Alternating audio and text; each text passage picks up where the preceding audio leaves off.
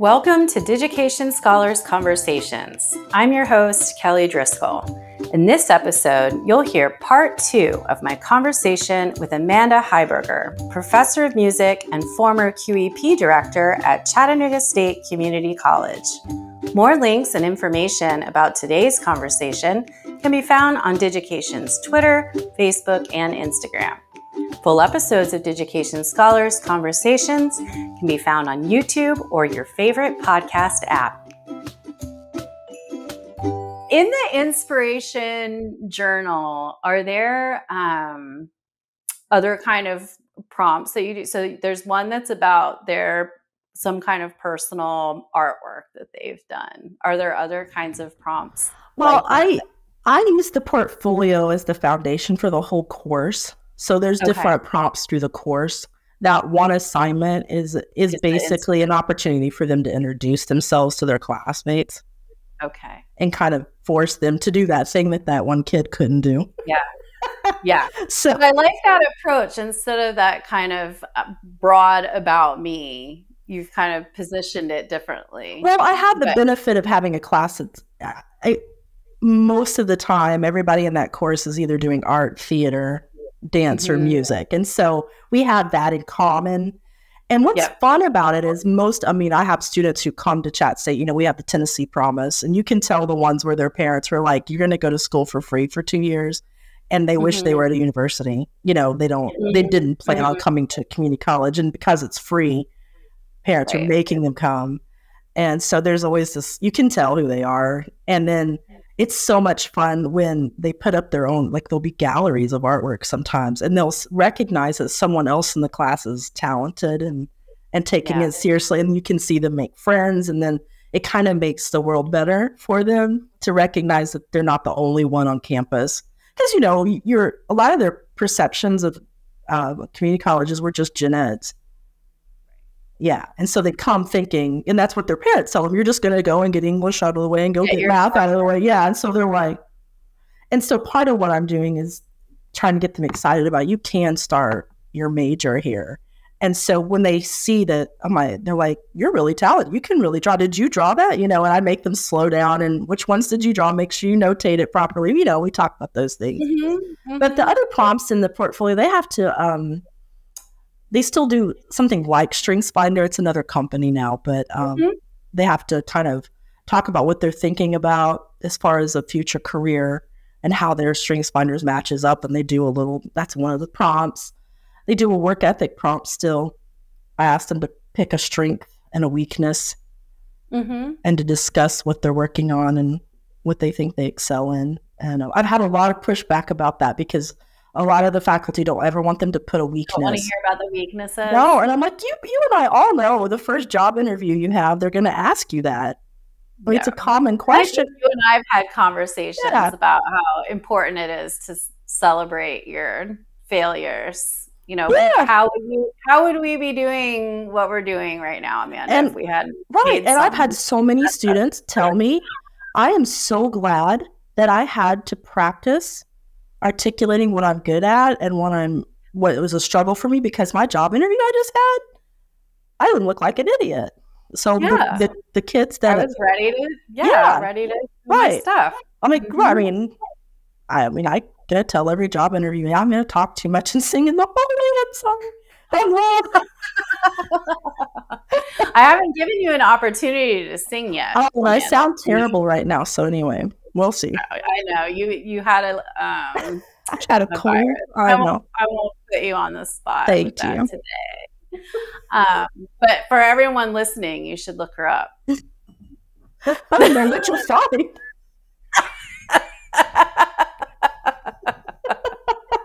I'll send you a clip of my choir. Yeah. Amanda's a soprano. She sure is. Most photos I've ever seen of her, she's like full. Yeah. So we know you're out there. They'll find you. They'll get to hear my last voice teacher, she got in my mouth and she said, you have a very small mouth. I had never heard that before. She said, really, a very small mouth. You could have a few teeth pulled. And she was not joking. Oh, wow. To get another few notes. She was looking to see if we could get more space. And I'm like, I said, I'm not pulling any teeth. She was not joking. So did you have teeth pulled in the end? No. Oh, no. I put that, I was like, conversation is over. You're crazy. I didn't even know that that was a thing. I don't think it is a thing. She was just like, look at this mouth. Would you have anybody ever tell you that is a very small mouth? Anyway, opera singing is bizarre. Speaking of not having a small mouth, so circling back a little bit to the QEP. So we were celebrating at the beginning your title change. Yes. Because you have been able to hand off the QEP. I have.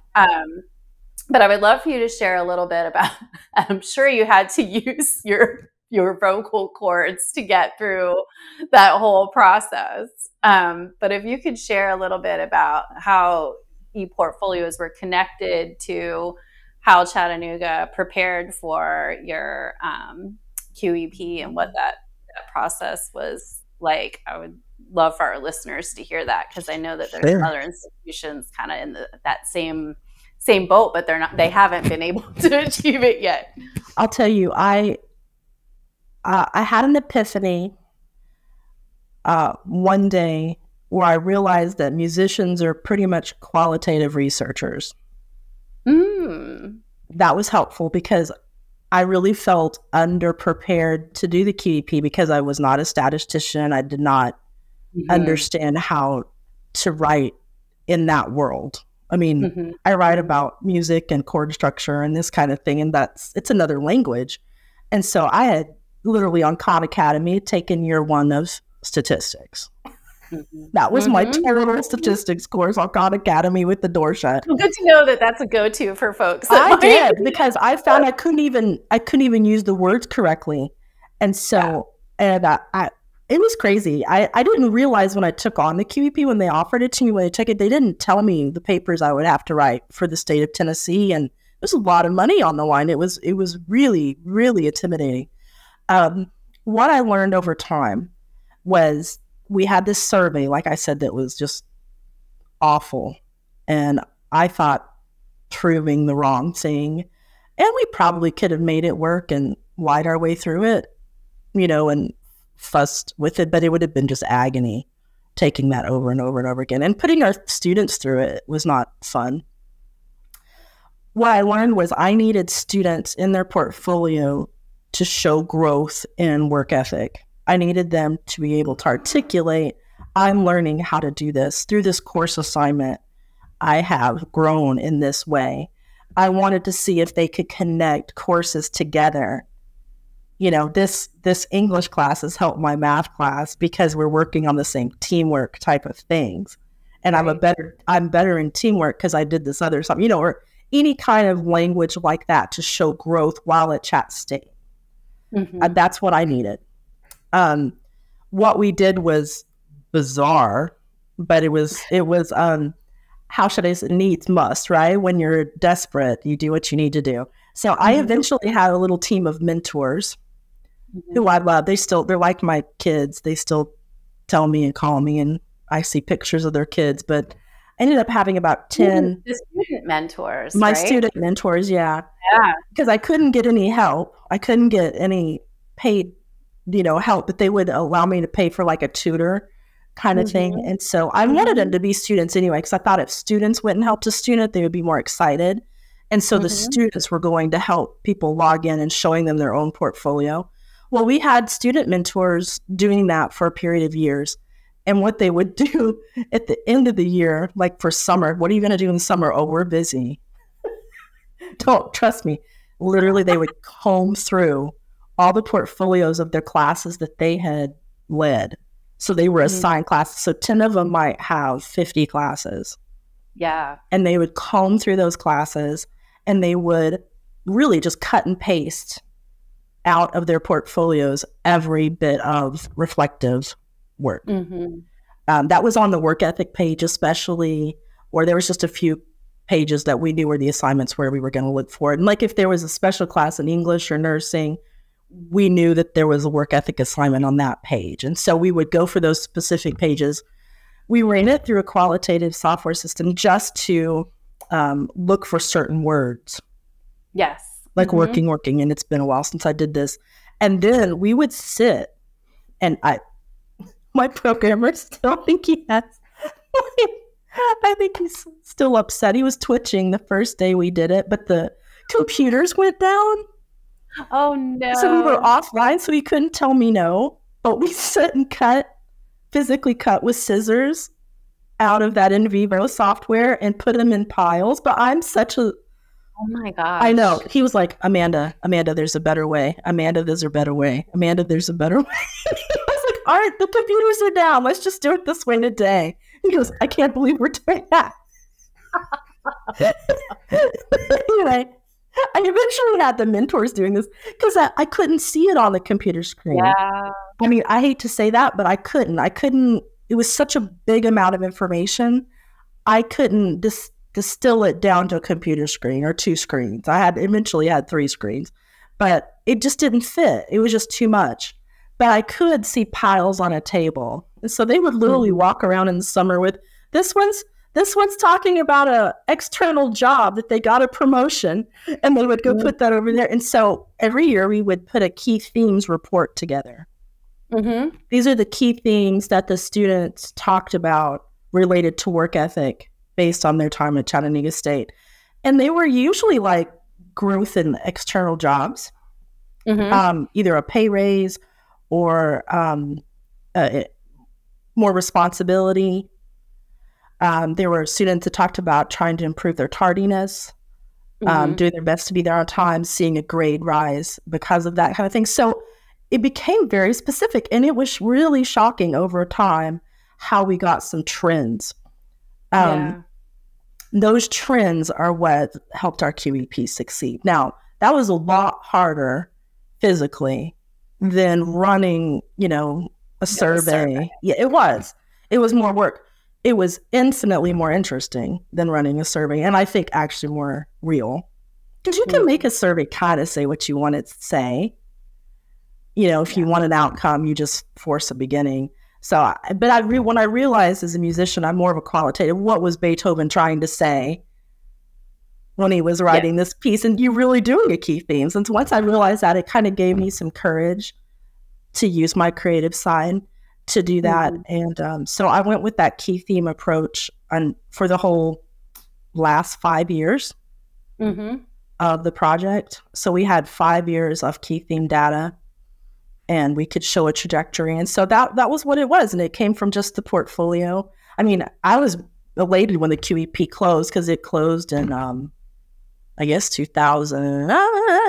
My goodness, it's crazy how long it was, like 2019, I guess. Okay. So when it closed, we didn't have to do the last one. I didn't have to do a key theme. I was like, oh, thank God. That was so much work. And I couldn't have done it without those student mentors because when we first started it, we may have had 200 portfolios functioning. And by the end, we had 4,000. So scaling it was even worse. But if you're trying to build data for a project or data for, supporting a project, you're starting out with that kind of thing, it would be okay. Or if you were in a specific program, you could make that work. But trying to do a campus-wide was that was pretty big. It got big.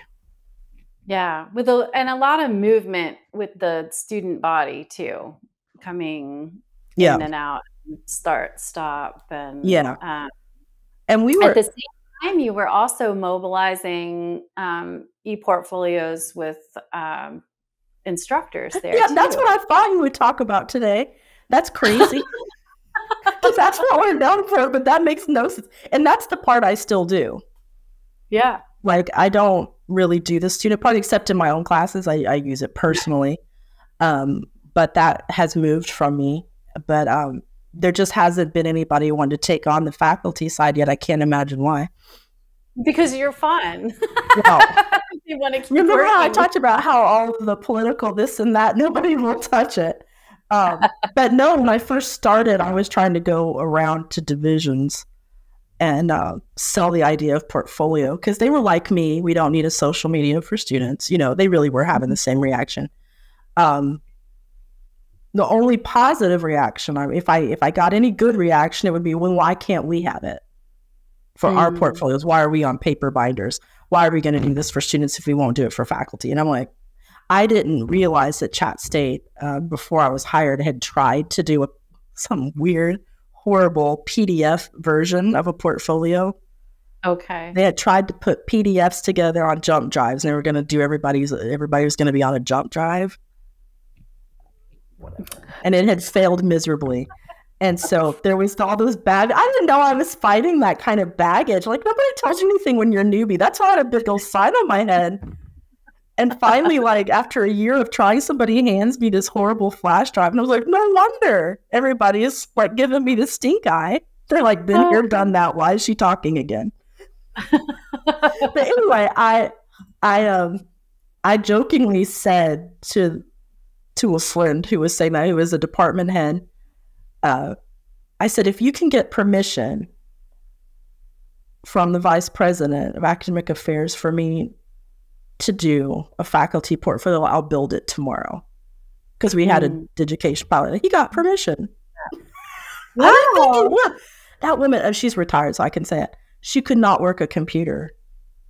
But she got that whole project? She had all her emails printed for her. She could not work a computer. So I thought she is going to tell him which way to turn, and this is not going to go anywhere, because I knew she was going to be the stumbling block. Well, I didn't know for half a year, half of her office was filled with binders, and she's just sick of it in her floor. Okay. Wow. That's so valid. that was all she cared about. She also, I didn't know, there was a problem around campus with consistency. Some divisions and departments weren't having to do as much as others, and she knew there was a problem. So anyway, all of a sudden, not only did I have the QEP, I had faculty tenure and promotion in my lap. Right. That was garbage. I'm still doing faculty tenure and promotion. So if you want to ever talk about that, anybody needs help with that, that's another bottle of wax. But I still do that. I do a little stipend and a course release. Well, and the work that you did in that area, continues to inspire other institutions as well. I ended up talking to so many. Yeah. I've had people say they would never go back to paper. Yeah. The thing that really worked was we had 3 offsites. Mm-hmm. We had people driving down the mountain for an hour to get a binder, and then they had to either decide to stay there all day and read it, right? Get trapped in a room. Yeah. Mm-hmm. And they'd have to take a day off of their classes or do it on the weekend to even make it work. And so I'm walking down the hall one day, and here comes this guy I don't know. Well, he's an English professor, but he lives on the mountain, and I don't see him. So he's in my division. I just don't know. And he gives me a full hug. He just hugs. He embraces me. And he says, I know this individual. And I was like, I don't know what you do. I think he's retired. And he goes, thank you so much. That's so. You have saved me 3 days of my life of wasted time. And I'm like, okay. I was like, but there were things you didn't realize that needed to be modernized a little bit. And certainly when COVID happened, our faculty portfolios were about the only thing that were just kind of like, okay. Yeah. Kept coming along as usual. I'm going to reach Amanda. We had to figure out like a kind of a hotline for help that wasn't just my email so I could teach. But other than that, everything else was just humming. I'm like, for once I win, I mean, it was the one thing that didn't change. And so that was nice because we were really mobile, which it should be. Yeah. Yeah. Well, I wanted to kind of close today with, I know that you've now made this transition to advising, and I know you're involved with ePortfolio with the faculty. With the role in advising, is that just for your individual cohort of students, or are you No, I organizing? mean, the QEP is in advising now. They wanted to redo the whole advising department. Okay. And so Got it. I'm out of it. They decided, and they had to pick a new QEP topic. You're focusing just on teaching right now. I love it. I am. Well, in the 10-year portfolio, yeah. And the P&T. That's no small.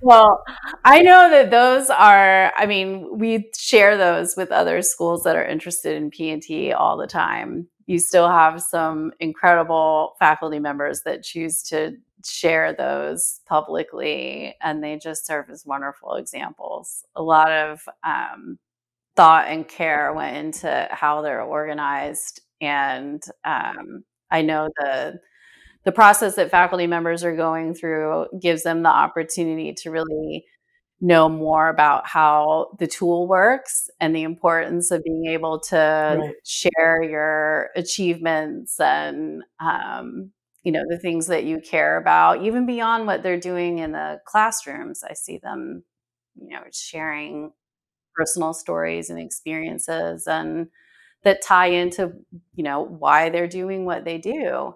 And I do think that experience serves greatly when they're bringing this kind of technology into the classroom it really opened up our tenure promotion process, which was kind of a stodgy, very DMV form type. It felt like a form, and there's still forms, but you didn't put pictures in. You could see 100 binders. They looked identical. It was all text, which I mean, we're fine to write. But especially in the visual arts, now I can put in a concert. I put in all my concert programs. Exactly. I see from different areas the beautiful things they do. I think it's been really fun to see that some faculty really want their portfolio to be certain colors. Mm-hmm. I know that's funny, but they want little flowers on it. They have their front pages, them and their kid, and it just humanized them. And I think our vice president now doesn't really understand because she wasn't there when it was paper. In the beginning. Mm-hmm. Yeah, but how would you know the faculty? Yeah. I mean, what an asset. Because you see their picture over and over again. You can, if you want to know who that person is, you go look them up and look at their name, and so it's really been, I think, made it more personal for sure. And I think more consistent. And we've done some fun stuff with sharing goals. I called them Christmas presents, because I didn't have the luxury of being able to pay my faculty to do stuff. I was never given cash to get them to cooperate. So whatever I got, I had to get out of, just the love of teaching and belief that we were doing something beneficial to them and to the student. Because my faculty love students. They really do. But there has been a distrust of a lot of top-down initiatives that go nowhere. And I think that's true of all higher ed. I think we're all exhausted. Yeah. And so, I don't, just talking to colleagues from around, I don't think that's unique to Chattanooga State. So one of the benefits I had was I was a faculty member. So whatever I imposed, I had to do too. So they saw that. But we did things like Christmas present goals. If we had a work ethic goal, somebody had a really good idea for how to put a teamwork goal together in the portfolio, I would be like, hey, can we share this goal? And because we had made a form, I had a portfolio for faculty resources, and I would just make it open, and they could go in there and copy paste that goal. And, we have 2 goals a year, and writing them is a pain. It's just tedious. And so every year, Amanda, are there Christmas present goals? Yes, there are goals for free. It's if there was a grant coming up, here's how you can support the grant. And so we gave those kinds of incentives, which save faculty time, but also encouraged them to be part of a process we were trying, as and thinking that way. So I worked with our, faculty professional development people a lot, or to create those goals. We usually had 3 or 4 a year. Mm-hmm. Some divisions have created goals, and it was really fun to watch faculty from different divisions, create goals together or share. And that initially, portfolios for faculty were just really closed down. Like you didn't show anybody your portfolio. It was like a big deal to keep that private. And then after the first year, we had like 30 of our 200 faculty made theirs public and would just share the link with like a young faculty member that needed help knowing what to put in it. Or we've had quite a few faculty get other jobs, and they're like, oh, I can keep it. I'm like, we're not banning you from the universe because you're moving across the United States. Have fun. And so it's, we just tried to be, let it be a tool to really use. And so try to be generous. And you've done professional development at other schools, haven't you? I ended up doing quite a lot, which was not, I'm like, I understand sometimes. And I'm like, I sing. I'm not singing at all today. This is so bizarre. Where did the singing go? And but it's performance in some way. No, I ended up doing a lot of statewide portfolio development for sure. I still have some people who call me from time to time, and I ended up going to most of the sister community colleges to do days. Yeah, because I remember Jackson State. I don't. There's not many I missed. Sometimes I think what was the most successful is when I took a student or two. When I took a few, I took a few student minutes. I love hearing. It's so just infectious and exciting, and hearing students talk about it from their experience. I think always gives people that care about teaching and students, like they can't listen to that and not be interested in being a part of it, I find. Yeah, I learned that early on, that the best thing I could do was kind of introduce what we did and then sit down and let them talk. Let the students talk. Yeah. And they, I had some really great student mentors. I really did. I got them by asking faculty to nominate them. Mm-hmm. If you have a student who you think has a good portfolio in your program, or you think would be a great mentor, and I went with faculty nominations, and sometimes I just didn't get that. I mean, I might only get 10 nominations, and I would get 10. I needed 10, but usually they were really great. Like faculty did not send me garbage, like because they didn't want to put up with it, but I got so many compliments on those kids, and so that was a real bright spot for me and all that. And that had nothing to do. That was not in our QEP. That was not something we said we were going to do. So that's kind of crazy, but well, and I think that you were one of the early pioneers that had a successful model of that. I think you even spoke about it, maybe at AAC&U or an Able conference at some point. Yeah, I ended up presenting at some of those, which again, I was like, I sing. Yeah. But the portfolio was to talk about ePortfolio. The portfolio community was such a nice community. Yeah. Singing community is not that nice. It's kind of cutthroat. A little more competitive. Oh my heavens. Yes. Like, I mean, I actually had some girl one time, she goes, I hope you get sick. Like, man. Like, she's my understudy. And I'm a nice person, but I just responded, I hope you learn to sing so you can get the lead. Like, man. I didn't know I was going to say something nasty like that. I mean, I would never say that to somebody, but I'm like, well, if we're going to go here. But like, it doesn't make you a nice person. And so, the portfolio community was just so much more like, we can all win. We can all participate. Yeah, so it was a lot more welcoming. Singing is pretty rough. Yeah, the demon thing is for real. Yeah, but yes, the ePortfolio community is such a welcoming group. And I mean, I find just always ready to share their best practices and what's worked and not worked at their campus, and celebrating each other. A lot of camaraderie, and that continues to be the case since the time that we've been involved anyway. So, well, Amanda, thank you so much for joining me today. It was so much fun catching up with you and learning more about your background, how it all connects to what you do today. And I hope you will continue to be involved in doing professional development when you can find the time, because I know that you're such a wonderful person and resource for those that are interested in learning more about ePortfolio pedagogy and the field in general, and how to get students excited and faculty members excited. So thank you so much. Thank you. Sharing. It was nice to catch up with you. Appreciate it. All right. Good luck, everyone.